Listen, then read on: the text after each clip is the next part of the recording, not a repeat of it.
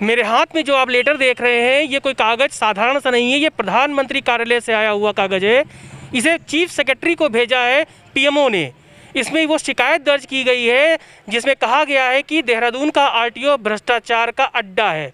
हम ऐसा इसलिए कह रहे हैं क्योंकि बीते 2016 से लेकर 2020 का अक्टूबर आ गया है, लेकिन पीएमओ ने जो कार्रवाई की बात चीफ सेक्रेटरी को कही थी, चीफ मिनिस्टर को कही थी, वो नहीं हो पाई है। हमारे साथ विजय वर्धन जी हैं जो शिकायतकर्ता हैं।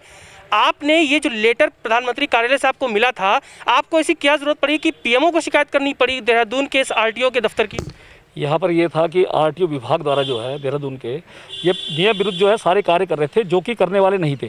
तो इन्होंने जैसे छोटी गाड़ियों को स्टेज कैरी परमिट दे दिए थे और किसी गाड़ी में इन्होंने एक्स्ट्रा सीट लगा दी थी, जो कि साफ साफ लगता था कि भ्रष्टाचार में लिप्त होकर इन्होंने कार्य किया है।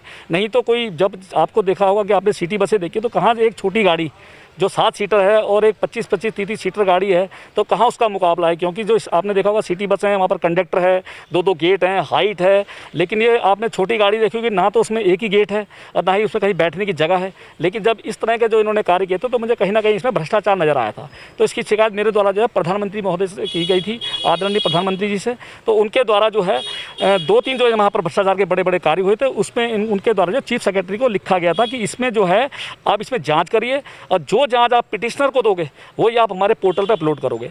तो इसी डर से जो है आज तक इनकी जांच नहीं हुई है, जबकि मेरे द्वारा जो है परिवहन मुख्यालय में जो है अपने ट्रांसपोर्ट कमिश्नर में उनके यहाँ पत्र दे के आया हूँ। उसमें बताया कि 2016-17 से आज 2019 तक में जो 3-3, 4-4 प्रधानमंत्री के जो द्वारा जो है पत्र दिए गए थे आदेशित, उसकी कोई जाँच नहीं हुई है। उस जाँचों के बाद भी जब मैंने मुख्यमंत्री जी को ये दिया था पत्र कि भाई प्रधानमंत्री के जो है जाँचों की कोई आदेश को रद्दी की टोकरी में डाला जा रहा है, तो मुख्यमंत्री द्वारा भी जो है सितंबर 2019 में यहाँ परिवहन मुख्यालय को परिवहन आयुक्त को एक लेटर पत्र जारी किया था कि भाई इसमें जो है जांच की जाए। लेकिन आज आप देखोगे उस बात में भी 1 साल होने को आया है, लेकिन आज तक वो जांच जो है ठंडे बस्ते में है। तो कहीं ना कहीं जो है भ्रष्ट अधिकारियों को जो इसमें बचाया जा रहा है। मेरे हाथ में जो लेटर है आपने दिया है, इसमें यह साफ लिखा है कि कार्रवाई कर प्रधानमंत्री कार्यालय को सूचित किया जाए।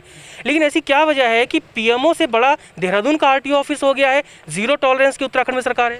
मैं यही तो बात कह रहा हूँ, जीरो टॉलरेंस की चलो प्रधानमंत्री जी ने कहा है, लेकिन प्रधानमंत्री जी के पत्र का संज्ञान लेते हुए माननीय मुख्यमंत्री जी द्वारा भी जो है 16 सितंबर को है परिवहन मुख्यालय को भेजा गया है पत्र कि इस पर जाँच करी जाए। लेकिन आज मुख्यमंत्री जी के जो जीरो टॉलरेंस की सरकार हमारी बात कर रही है और हम उसमें सराहनीय पहल कर रहे हैं कि भाई आप जो कर रहे हो उस कार्य को ठीक है, लेकिन उनके पत्र को भी जो है अगर आप रद्दी की टोकरी में अधिकारी डाल रहे हैं तो आप इसको देख लो कि ना पीएमओ की यहाँ पर कोई असर पड़ रहा है और ना ही जो है मुख्यमंत्री की किसी आदेश के यहाँ पर कोई फर्क पड़ रहा है। तो सुविधा शुल्क क्यों नहीं दे देते आप? सुविधा शुल्क तो बड़ा आसान सा जरिया होता है ना काम कराने का। नहीं, मैं तो सुविधा शुल्क की नहीं, मैं तो उन चीज़ों की लड़ाई लड़ रहा हूँ जो इन्होंने बहुतायत में दिया है और ये सब नियम विरुद्ध था। इसमें बहुत लोगों को इसमें जो है इन्होंने नियम विरोध दिया था, तो इसीलिए वो लड़ाई लड़ी जा रही है। लेकिन सुविधा शुल्क तो ऐसा है कि मेरा काम जो है, मैं आरटीओ एक्टिविस्ट भी हूँ, तो मैं कहीं ना कहीं जो है ये भ्रष्टाचार के जो मामले हैं उनको मैं कहीं ना कहीं उजागर करता रहता हूं।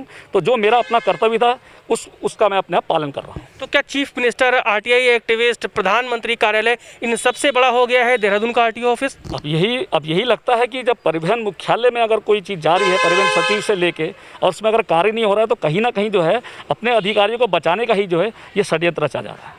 तो इसके पीछे क्या लगता है, जब अगर इस में जांच होगी तो क्या अधिकारी नपेंगे और बड़ा लंबा मामला होगा? बिल्कुल, इसमें क्योंकि मैंने इसमें जो है अधिकारियों के ऊपर ही भ्रष्टाचार के आरोप लगाए गए हैं। इसमें मैंने ये नहीं कहा है कि भाई किसी आदमी, क्योंकि बिना किसी अधिकारी के अगर कोई छोटी गाड़ी को कोई बड़े जहाज के बराबर के अगर आप उसे परमिट दे दोगे तो कहीं ना कहीं आपको स्पष्ट ही है ना कि कहीं ना कहीं इसमें जो है भ्रष्टाचार हुआ है। और इसी जांच को भ्रष्टाचार की जो है इसलिए दबाया जा रहा है क्योंकि इसमें जो है जो अधिकारियों ने गलत कार्य किया है वही इसमें नपेंगे, वही इसमें नपेंगे। ये प्रधानमंत्री कार्यालय का कागज़ है जो विजय वर्धन जी बीते कई महीनों से, कई सालों से यहाँ चक्कर काट रहे हैं कि मुख्यमंत्री के आदेश को तो मान लो साहब, लेकिन आरटीओ दफ्तर का हाल ये है कि प्रधानमंत्री हो, चाहे आरटीआई एक्टिविस्ट हो, चाहे खुद उनके मुख्यमंत्री हो, उनको ठेंगा दिखा रहे हैं। तो ये कैसा जीरो टॉलरेंस की सरकार का नियंत्रण है, ये आपको भी सोचना होगा।